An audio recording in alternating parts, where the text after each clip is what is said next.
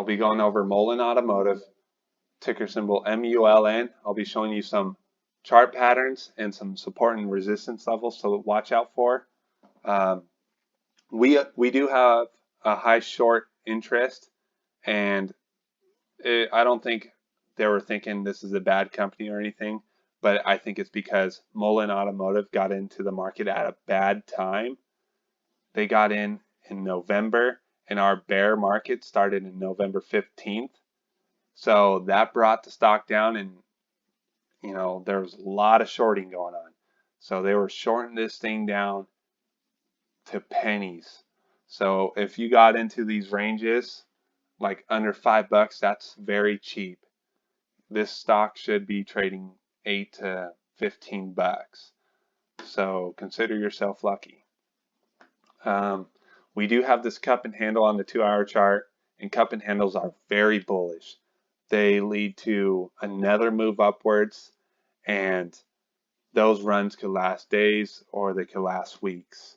And with the short interest we have, we could see some nice runs coming in. So my goal is right here with this video is to try to help us find out when and where we could start our next run. So what you want to do is come over here. We have some old support, and you can see it's acting as support even right now. So we have this wedge going on, and now we just got to break out of this wedge. So we have the support range. It's not just the price, it's just a range. So it could be 275 or 285. It's just a range. So it could break out at any time. So once we get that run in, we could find some resistance probably at $6 or even at $8.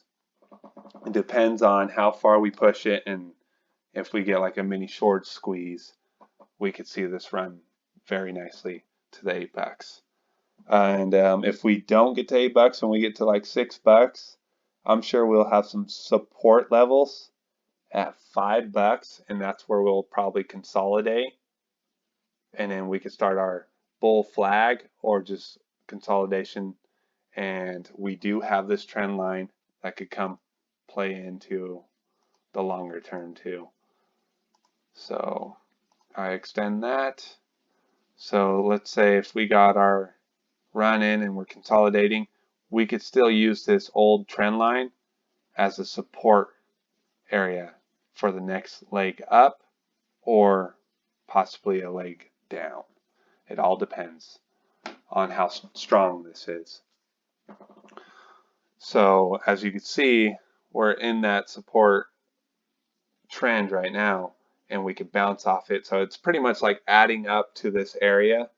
So we're getting real close. And I know shorts are probably going to try to push it down. Market makers are going to try to push it down.